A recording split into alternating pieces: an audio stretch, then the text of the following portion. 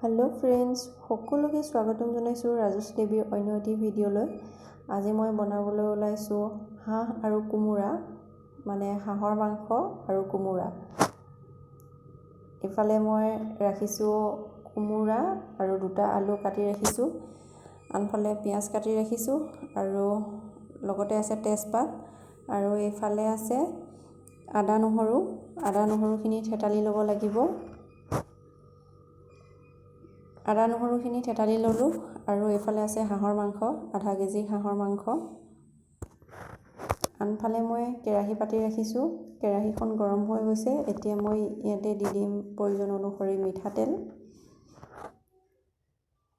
তেলখিনি গৰম হৈ গৈছে, এতিয়া ইয়াতে দি দিছোঁ কেইটামান ক'লা জিৰা আৰু লগতে আছে দুটুকুৰ লং। এতিয়া মই ইয়াতে দি দিছোঁ কাটি লোৱা পিঁয়াজখিনি।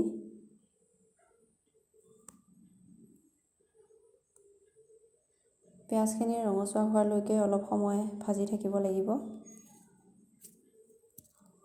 এতিয়া ইয়াতে দি দিম নিমখ সোৱাদ অনুসৰি।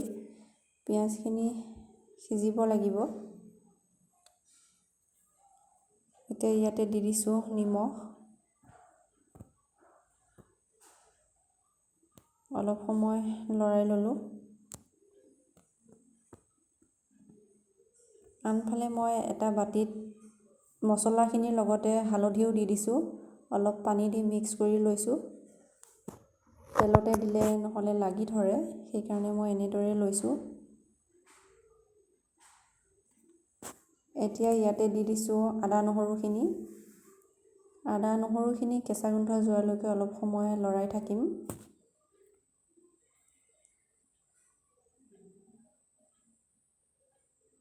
এয়া লৰাই লৈছোঁ। এতিয়া ইয়াতে দি দিছোঁ মিক্স কৰি লোৱা মছলাখিনি।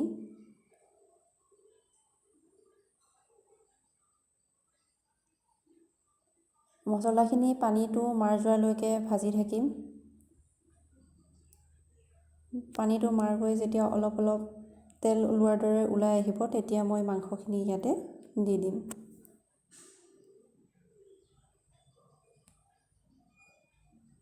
এইখিনি প্ৰায় হৈয়ে গৈছে। এতিয়া মই ইয়াতে দি দিওঁ মাংসখিনি।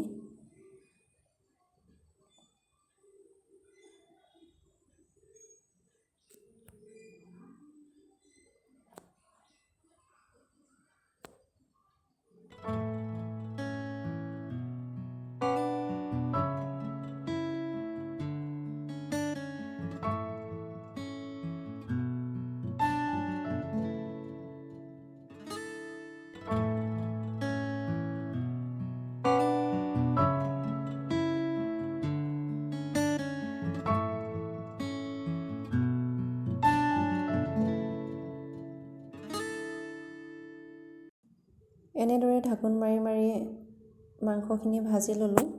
মাংসখিনি ভজা প্ৰায় হৈয়ে গৈছে।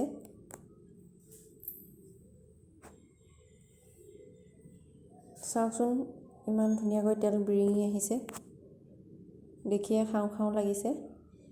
আৰু এতিয়া মই ইয়াতে দি দিম কোমোৰাখিনি মই কুকাৰত দি চিটি এটা মাৰি ল'লোঁ, কিন্তু বইল কৰি নোলোৱা হ'লেও হয়, ডাইৰেক্ট দিব পাৰে। মই সোনকালে হওক বুলি চিটি মাৰি ল'লোঁ।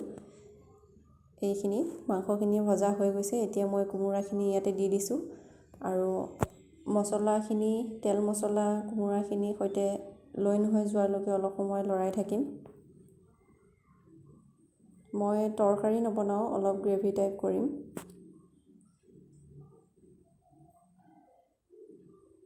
অলপ সময় এনেদৰে ভাজি ল'লোঁ। বইল কৰি লোৱাৰ কাৰণে কোমোৰাখিনি নাইকিয়া হৈ গৈছেগৈ, গলি গৈছে। আৰু এতিয়া ইয়াতে দি দিছোঁ অলপ গৰম পানী। এতিয়া অলপ উতলিবলৈ দিম। চাওকচোন, তৰকাৰীখিনি ধুনীয়াকৈ উতলিবলৈ আৰম্ভ কৰিছে। একেবাৰে ৰেডি কৰি দেখাইছোঁ। আজিৰ ৰেচিপিটো কেনে লাগিল জনাবলৈ নাপাহৰিব। যদি ভাল লাগিলে তেতিয়াহ'লে লাইক, কমেণ্ট আৰু শ্বেয়াৰ কৰিবলৈ নাপাহৰিব। যদি মোৰ চেনেলটো প্ৰথমবাৰৰ বাবে চাইছে তেতিয়াহ'লে প্লিজ চেনেলটো ছাবস্ক্ৰাইব কৰি দিবলৈ নাপাহৰিব।